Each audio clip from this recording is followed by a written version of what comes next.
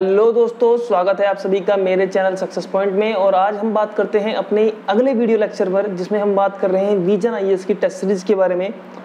और यूपीएससी या PCS exams के लिए आप सभी को पता होगा कि टेस्ट सीरीज कितनी इंपॉर्टेंट है, उन्हीं पर हम बात करते हैं। और विजन आईएएस की है मेरी आज क्लास नंबर 4 है। मेरी सभी टेस्ट सीरीज को देखने के लिए आप सभी बच्चे प्लीज़ एक बार Success Point channel lecture playlist में जाकर सभी को देख सकते हैं। साथ साथ वीडियो पर कमेंट करें और कमेंट करके मुझे यह बताएं कि इसमें किस प्रकार की त्रुटि है। इस वीडियो के माध्यम से मेरे द्वारा आप सभी को डिटेल के साथ पूरी की पूरी टेस्ट सीरीज हल कराई जाती है, साथ साथ उसका एक्सप्लेनेशन भी आपको बताया जाता है। तो आज हम बात करेंगे फिजिकल ज्योग्राफी के बारे में, और साथ साथ वर्ल्ड ज्योग्राफी और इंडियन ज्योग्राफी के कुछ क्वेश्चन इसमें मिक्सअप हैं, इनके बारे में हम बात करते हैं। और इन्हीं के क्वेश्चनों पर आज हम डिटेल से पढ़ेंगे। तो क्वेश्चन नंबर 1 बताया गया है प्लेट विवर्तनी की सिद्धांत के बारे में, कि प्लेट विवर्तनी की सिद्धांत के अनुसार प्लेटों के संचरण के लिए संवहन प्रकोष्ठ का एक चक्र उत्तरदायी होता है, और संवहन प्रकोष्ठ के चक्र के लिए पृथ्वी के भीतर विद्यमान निम्नलिखित में से कौन सी ऊष्मा स्रोत के रूप में उत्तरदायी होती है। तो आपको बताना है कि निम्नलिखित में से कौन सी ऊष्मा जो प्लेट विवर्तनी के सिद्धांत के अनुसार जो उसके संचरण के लिए आवश्यक होती है उसके बारे में। तो आप सभी को पता होगा कि पृथ्वी के अंदर एक ऊष्मा पाई जाती है रेडियोधर्मी ऊष्मा, जबकि दूसरी ऊष्मा पाई जाती है पृथ्वी के निर्माण के पश्चात शेष बची हुई अवशिष्ट ऊष्मा। सौर विकिरण का इससे कोई मतलब नहीं है, क्योंकि सौर विकिरण जो ऊष्मा होती है वह पृथ्वी के धरातल पर पड़ती है, ना कि पृथ्वी के आंतरिक गर्भ में। पृथ्वी के आंतरिक गर्भ में केवल 2 प्रकार की एनर्जी पाई जाती है, एक तो रेडियोधर्मी अक्षय ऊर्जा, और दूसरी पृथ्वी के निर्माण के पश्चात शेष बची हुई अवशिष्ट ऊष्मा। जबकि सौर विकिरण मैंने आपको बताया कि यह सूर्य से पड़ने वाली धरातल पर पड़ने वाली तरंगे है, धरातल पर पड़ने वाली विकिरण है। तो इसका सही आंसर आंसर नंबर सी है। और अब मैं इसके बारे में डिटेल से आपको बता दूं कि प्लेट विवर्तनी का सिद्धांत होता क्या है। तो आप सभी को पता होगा कि प्लेट विवर्तनी का सिद्धांत हैरी हेंस व मैकेंजी पार्कर द्वारा दिया गया था। इस सिद्धांत के अनुसार कहा गया है कि इस स्थल मंडल पर या इस पूरी पृथ्वी पर जलमंडल व स्थल मंडल को मिलाकर 6 बड़ी प्लेटें तथा 20 छोटी छोटी प्लेटें हैं। ये सभी प्लेटें एंथोस्फीयर की बनी हुई हैं, जो एक ठोस है, जबकि ये सभी लेंथोस्फीयर एक दुर्लभ मंडल पर तैरती रहती हैं। जब ये प्लेटें आपस में तैरती हैं तो इनमें कुछ गतियाँ होती हैं, और यही गति आपको 3 प्रकार की ये गतियाँ करती हैं। जब ये प्लेटें आपस में एक दूसरे से दूर भागती हैं, तो पृथ्वी के अंदर का लावा निकलकर बाहर आ जाता है। और इसी कंडीशन में आप सभी को पता होगा, जब पृथ्वी के अंदर का जो लावा है वह निकलकर बाहर आ जाएगा तो वह ठंडा होकर एक क्रस्ट का निर्माण कर सकता है, और ठंडा होकर यह एक गर्त या क्रस्ट का निर्माण कर सकता है। साथ साथ इन प्लेटों को रचनात्मक किनारा कहा जाता है जब प्लेटें आपस में दूर भागती हैं, और इसे अपसारी किनारा या अपसारी प्लेट कहते हैं। नेक्स्ट में दूसरी प्लेट पर बात करूं तो दूसरे किनारे होते हैं, आप सभी को पता होगा, अभिसारी प्लेटें। जब 2 प्लेटें आपस में टकराती हैं तो जिस प्लेट का घनत्व अधिक होता है वह टूटकर नीचे पहुंच जाती है। और आप सभी को पता होगा कि इस कंडीशन में आपको पता होगा कि ये किनारे 3 प्रकार से टक्कर लगाते हैं, या तो ये प्लेटें महाद्वीप की टकरा जाएं, या महाद्वीप महासागर की टकरा जाएं, या महासागर की टकरा जाएं। जब प्लेटें महासागर की टकराती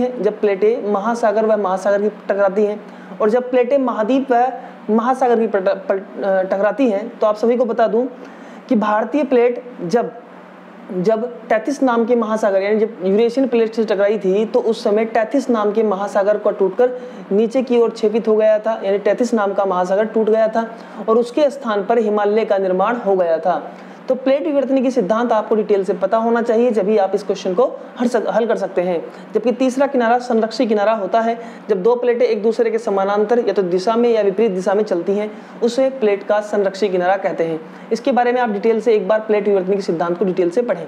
नेक्स्ट दूसरे क्वेश्चन पर हम बात करते हैं, निम्नलिखित में से कौन सी मृदा ऐसी मृदा है जो स्वतः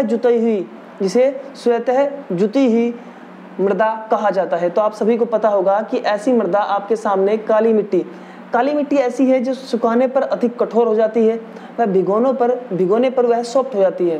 तो आप सभी को पता होगा कि महाराष्ट्र, तालाहांडी, उड़ीसा इन क्षेत्रों में सूक्ष्म ऋतु में जब अधिक गर्मी पड़ती है तो इस समय क्या होता है कि मिट्टी में तेज दरारें से पड़ जाती हैं और भयंकर दरारों के रूप में यह दिखाई देती हैं। ऐसा इसलिए होता है कि यह मिट्टी दूर से देखने पर ऐसी लगती है जैसे कि यह मिट्टी जुती हुई हो। तो इस कंडीशन में काली मिट्टी इसका सही आंसर होगा, काली मिट्टी इसका सही आंसर होगा। नेक्स्ट हम बात करते हैं अगले क्वेश्चन पर। अगले क्वेश्चन में हमें से पूछा गया है कि निम्नलिखित में सही मैच द फॉलोइंग आपको करना है कि कौन सा राष्ट्रीय उद्यान कहाँ कहाँ मौजूद है। तो आपको पता होगा नामेरी जो राष्ट्रीय उद्यान है वह असम में है, बिल्कुल सही है। और जो कुर्दमुख राष्ट्रीय उद्यान है वह कर्नाटक में है। जहाँ कुर्दमुख राष्ट्रीय उद्यान है वह कर्नाटक में है। और चंदौली राष्ट्रीय उद्यान यह महाराष्ट्र में है, यह गलत है। तो इसका सही आंसर 3 और 4 बिल्कुल सही आंसर है। यह एक बेसिक फैक्ट्स है, ये फैक्ट्स आपको रटे होने चाहिए, नेक्स्ट अगले क्वेश्चन पर हम बात करते हैं, किस क्षेत्र का जल अप्रवाह प्रतिरूप निम्नलिखित में से किन किन कारकों पर निर्भर करता है। यानी इसमें आपसे पूछा गया है किस क्षेत्र का जल अप्रवाह प्रतिरूप निम्नलिखित में से किन किन कारकों पर निर्भर करता है। तो आपको पता होगा जल अप्रवाह क्षेत्र, आपको पता है कि नदियों द्वारा जो जल लाया जाता है और जिस क्षेत्र तक नदियों का विस्थापन होता है, जिस क्षेत्र तक नदियां अपना जल पहुंचाती हैं उसे जल अप्रवाह क्षेत्र कहा जाता है। यह आपको पता होगा किन किन पर यह निर्भर करता है। तो यह निर्भर करता है पहली कंडीशन कि यह भू वैज्ञानिक समावधि पर, सैलों की संरचना पर, जल प्रवाह की मात्रा पर और प्रवाह की अवधि अधिवक्ता पर। यानी इसकी सही आंसर डी, उपयुक्त चारों ही सही है। नेक्स्ट क्वेश्चन हमें दिया गया है, भारत की वर्षा के विवरण के संदर्भ में निम्नलिखित में से कौन सा सही है। भारत में वर्षा की गहनता और मात्रा मानसून द्रोणी के अक्ष के दोलन के साथ परिवर्तित होती है। यह बिल्कुल सही है कि भारत में वर्षा की जो गहनता है, वर्षा का जो बढ़ना व घटना, वह वर्षा की जो मात्रा है वह मानसून की द्रोणी मतलब कि मानसून के अनुसार या मानसून की द्रोणी के अक्ष के दोलन के साथ परिवर्तित होती है। जैसे कि पृथ्वी पर, जैसे कि भारत के तट पर या भारत के क्षेत्र में तापमान की वृद्धि होती है। जब तापमान की वृद्धि होती है तो लो प्रेशर बनता है और लो प्रेशर बनने से यहाँ इस लो प्रेशर स्थान को भरने के लिए लो प्रेशर की ओर पवनें चलती हैं। तो जहाँ ये लो प्रेशर बनेगा वहाँ वर्षा की गहनता अधिक होती जाएगी। तो यानी सिंपल सी बात है कि भारत में वर्षा की गहनता मानसून की मात्रा पर निर्भर करती है, साथ साथ परिवर्तित होती है। जैसे मानसून चेंजेस होता है वैसे यहाँ वर्षा की मात्रा भी चेंजेस होती है। वर्षा उत्तर भारतीय मैदानों के दक्षिण पूर्व से उत्तर पश्चिम की ओर ह्रासमान प्रवृत्ति दर्शाती है। ये बिल्कुल सही है कि उत्तर भारत यानी जो वर्षा होती है वह उत्तर भारतीय मैदानों में, जो उत्तर भारत के जो मैदान हैं उनमें दक्षिण पूर्व से उत्तर पश्चिम की ओर ह्रास प्रवृत्ति दर्शाती है। बिल्कुल सही है। दक्षिण पूर्व का मतलब यह स्टार्ट होती है बंगाल से और बंगाल के बाद आपने देखा उत्तर बिहार, उत्तर प्रदेश होते हुए दिल्ली, साथ साथ उत्तर पश्चिम यानी पंजाब, हरियाणा जाते थे, राजस्थान जाते थे, इसकी जो ह्रास दर है वह परिवर्तित हो जाती है, यानी कि वहां जाकर वर्षा थोड़ी सी कम हो जाती है। तो इसका सही आंसर सी, दोनों ही सही है। नेक्स्ट आपसे पूछा गया है कि निम्नलिखित कथनों पर विचार कीजिए और भ्रंशोत्तीय पर्वत भू प्रॉपर्टी के भ्रंश से, यानी भ्रंशोत्तीय पर्वतों का निर्माण भू प्रॉपर्टी के भ्रंश से होता है। यह बिल्कुल सही है कि भू प्रॉपर्टी के भ्रंश से ही इनका निर्माण होता है। फ्रांस में वोस्जेस पर्वत और भारत में विंध्याचल पर्वत भ्रंशोत्तीय पर्वत का उदाहरण है। यह बिल्कुल सही है। ऐसे में एक बार बता दूं आपको कि भ्रंशोत्तीय पर्वतों का निर्माण किस प्रकार होता है।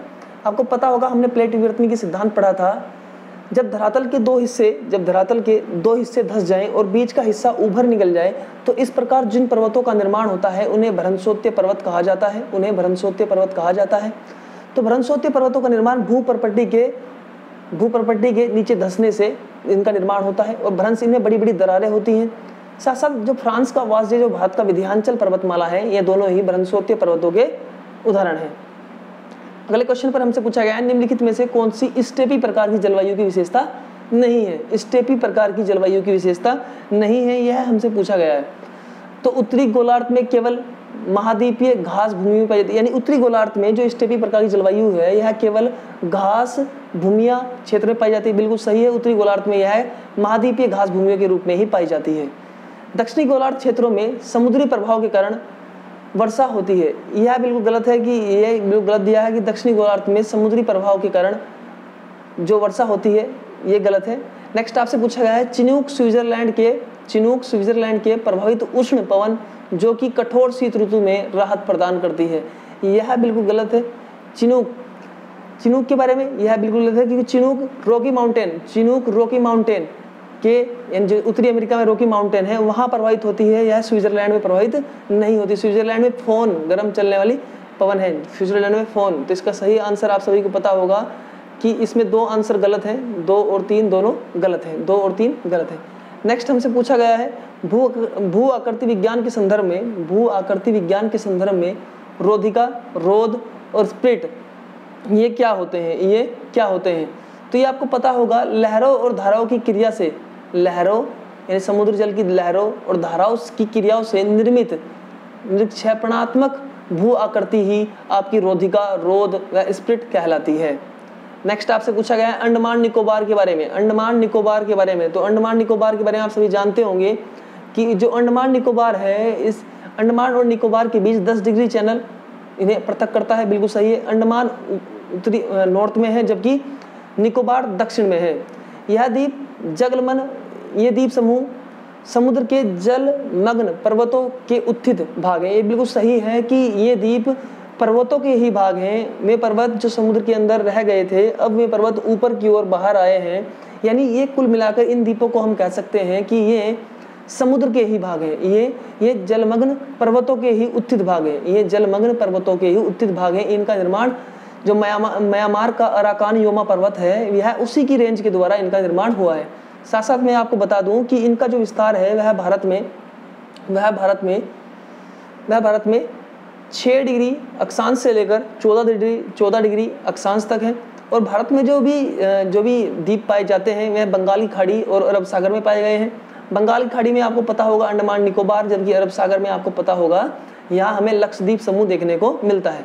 अगली कंडीशन कहा गया कि अंडमान निकोबार द्वीप समूह स्थित बैरन द्वीप एकमात्र सक्रिय ज्वालामुखी है। यह बिल्कुल सही है कि अंडमान निकोबार में जो स्थित है बैरन द्वीप समूह, यह एकमात्र सक्रिय ज्वालामुखी है, यह बिल्कुल सही है। एक बार अंडमान निकोबार की मैपिंग आप मेरे वीडियो लेक्चर में देख सकते हैं, वहाँ आपको कंप्लीट इसकी जानकारी दी गई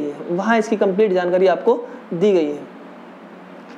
अगला क्वेश्चन आपसे पूछा गया है निम्नलिखित स्थानों को भारत में वर्षा की परिवर्तितता के आरोही क्रम में बताना है। तो आपको पता होगा कि भारत में सबसे अधिक वर्षा कहाँ होती है?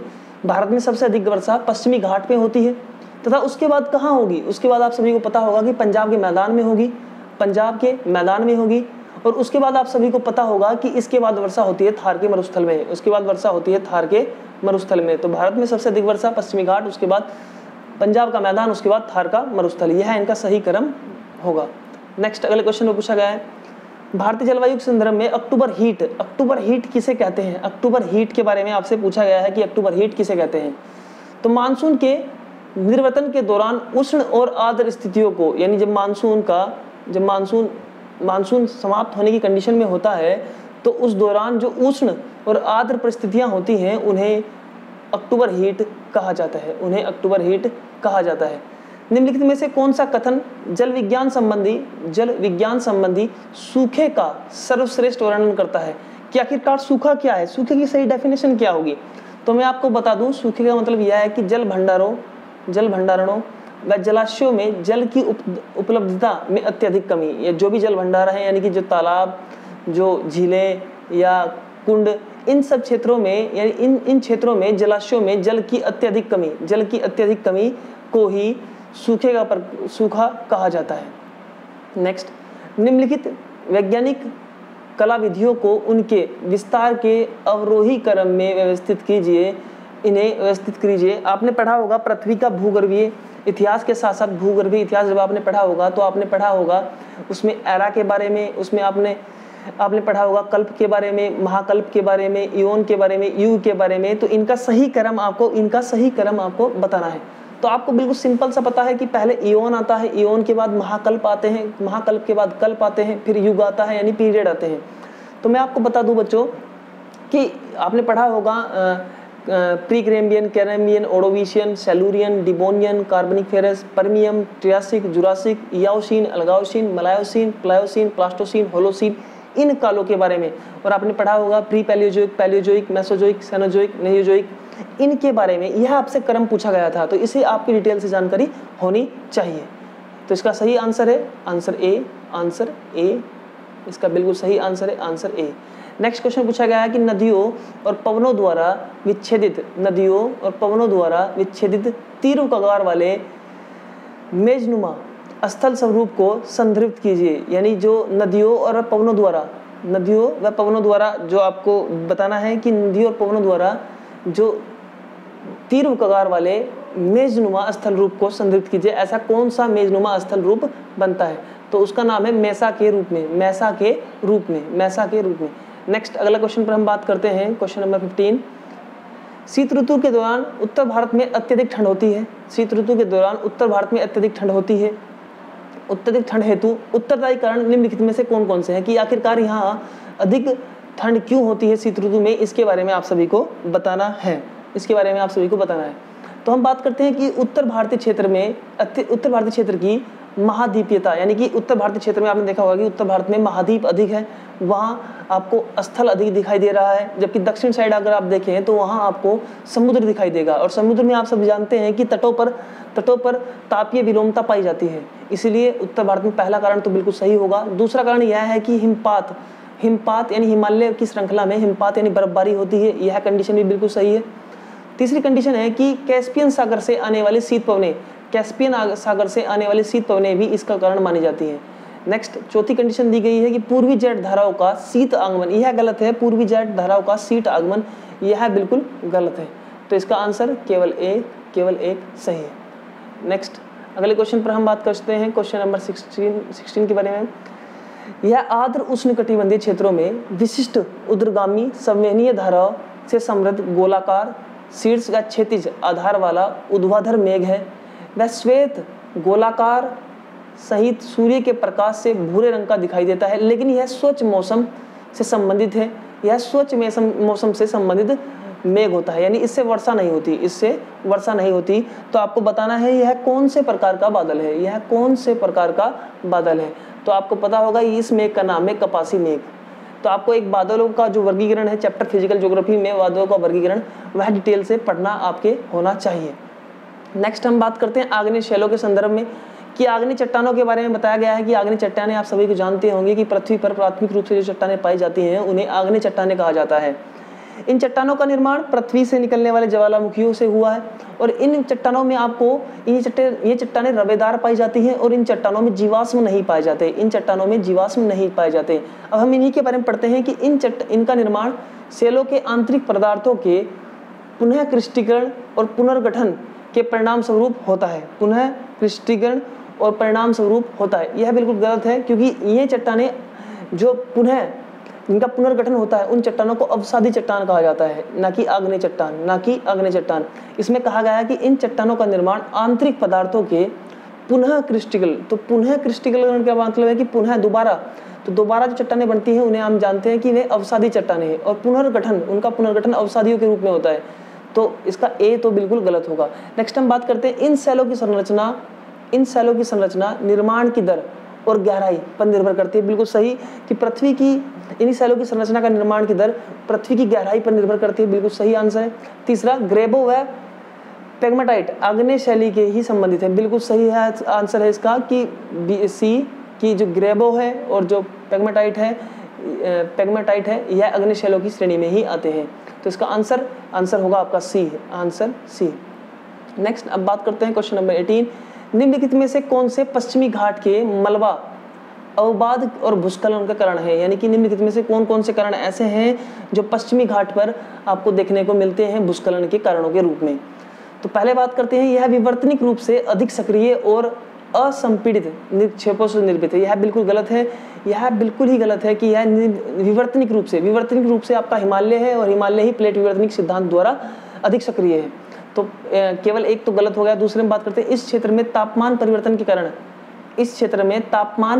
के कारण यांत्रिक अपक्षय सुस्पष्ट है। बिल्कुल सही है कि इस क्षेत्र में तापमान का परिवर्तन होता रहता है, यह इसका बिल्कुल सही है।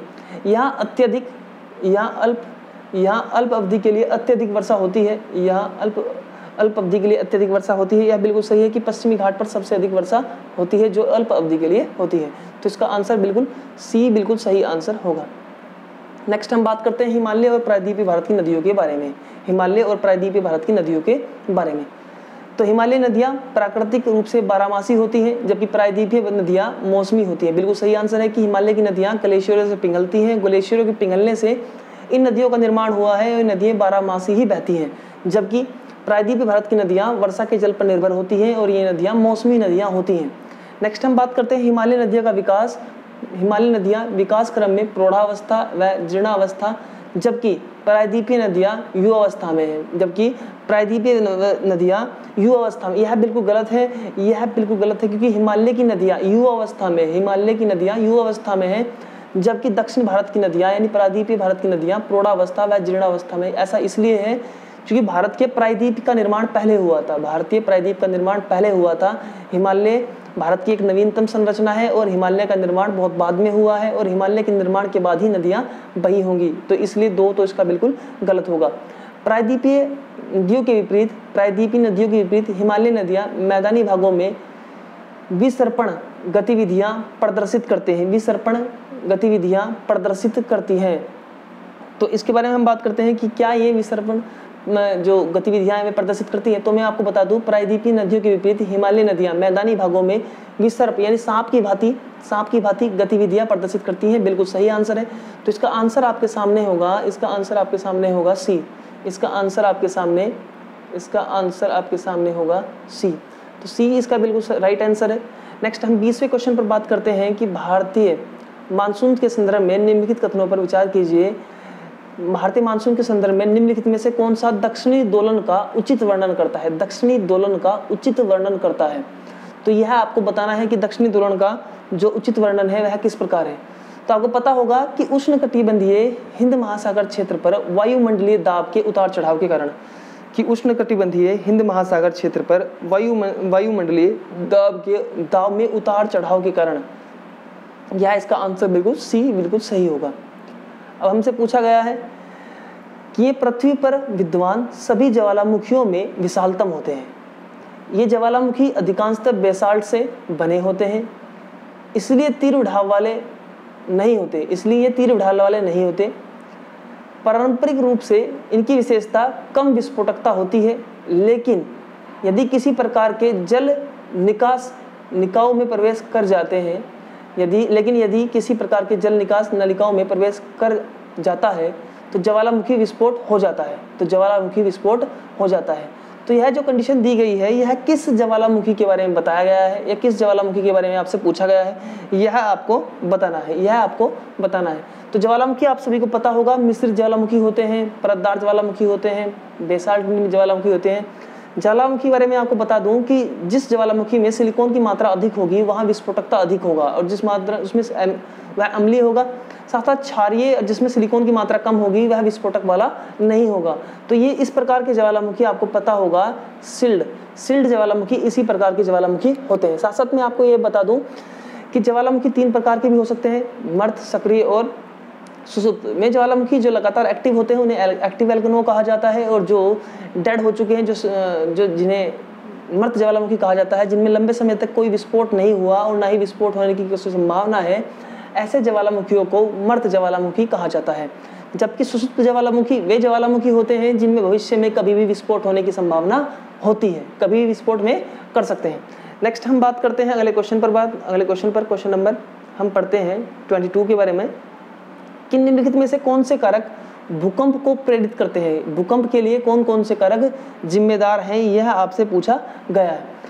तो भूतल के किनारे यानी प्लेट विवर्तनी का फिसलना बिल्कुल सही आंसर है। कि पहला तो बिल्कुल सही है कि प्लेट विवर्तनी के कारण भूकंप आ सकते हैं। दूसरा, भूमिगत खानों की छतों का बहना, यानी भूमिगत जो खानों की जो छतों का उनका ढहलना ढह जाती है तो उस समय भूकंप आ सकते हैं।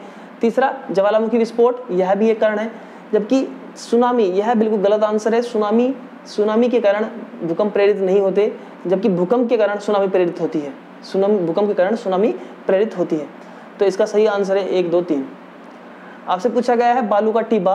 बालू के टीबों के संदर्भ में निम्नलिखित कथनों पर विचार कीजिए कि बालू के टीबे के बारे में आप क्या जानते हैं। तो बलखान परवलयीय आकार के टिब्बे होते हैं जिनकी भुजाएं पवन की दिशा में होती है। यह बिल्कुल गलत है कि जिनकी भुजाएं, बलखान आप सभी जानते होंगे कि यह रेगिस्तान क्षेत्रों में पाए जाते हैं। यह बिल्कुल गलत है कि यह परवलयीय आकार के टिब्बे होते हैं, इनकी भुजाएं पवन की दिशा में होती हैं। यह बिल्कुल गलत है। इनके बारे में आपको, बलखान के बारे में आपको पता होना चाहिए।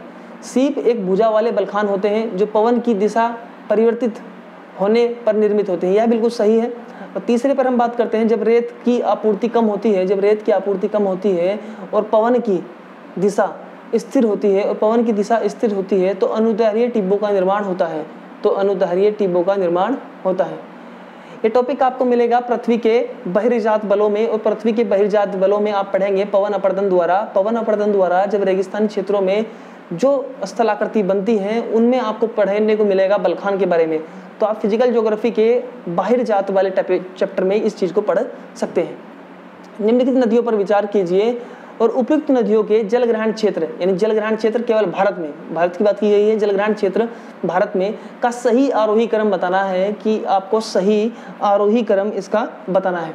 तो आपको पता होना चाहिए कि सही आरोही क्रम क्या होगा इसका। तो बिल्कुल सही आंसर इसमें सबसे पहले ब्रह्मपुत्र होगा, ब्रह्मपुत्र के बाद गोदावरी होगी, गोदावरी के बाद सिंधु, और सिंधु के बाद गंगा, यानी गंगा का ही जलग्रहण क्षेत्र सबसे अधिक होता है। गंगा का जलग्रहण क्षेत्र सबसे अधिक, उसके बाद सिंधु, उसके बाद गोदावरी और सबसे लास्ट में ब्रह्मपुत्र होता है। लेकिन उसने आरोही क्रम में पूछा है तो इसलिए इसका सही आंसर केवल ए होगा, क्योंकि हमें ब्रह्मपुत्र से गोदावरी, गोदावरी से सिंधु और सिंधु के बाद सबसे अधिक जलग्रहण क्षेत्र गंगा का है। निम्नलिखित में से कौन से पृथ्वी के भूगर्भ के संदर्भ में जानकारी के प्रत्यक्ष स्रोत हैं, यानी निम्नलिखित में से कौन कौन से स्रोत ऐसे हैं जो पृथ्वी के भूगर्भीय सिद्धांत के बारे में आपको प्रत्यक्ष रूप से बताएंगे, यह आपको बताना है। तो पृथ्वी के प्रत्यक्ष स्रोत के बारे में हम अगर बात करें तो पृथ्वी का प्रत्यक्ष स्रोत आपको दिखाई देता है ज्वालामुखी विस्फोट। ज्वालामुखी विस्फोट से आप पृथ्वी के प्रत्यक्ष स्रोत के बारे में जानकारी देते हैं, जबकि उल्कापिंड और भूकंप उसके परोक्ष यानी अप्रत्यक्ष तौर पर उसके स्रोत हैं कि पृथ्वी के गर्भ में क्या है। तो यह चैप्टर आप यह जानने की जानकारी आपको मिलेगी पृथ्वी के भूगर्भीय इतिहास, भूगर्भीय संरचना के बारे में। चैप्टर नंबर आपको 9 मिलेगा महेश कुमार बर्णवाल में, कि पृथ्वी के भूगर्भीय संरचना के बारे में जानकारी आपको वहां से इस क्वेश्चन के बारे में आपको पता लगेगा। मैं आपको साथ साथ चैप्टर बताता चलता हूं कि कौन से चैप्टर में से क्वेश्चन आया है, कौन से चैप्टर से क्वेश्चन आ रहे हैं।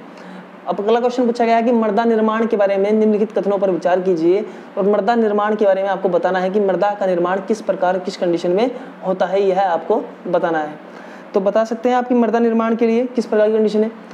तो जलवायवीय कारक अपक्षय की दर को प्रभावित करते हैं, यानी जलवायवीय कारक अपक्षय की दर को प्रभावित करते हैं, बिल्कुल सही।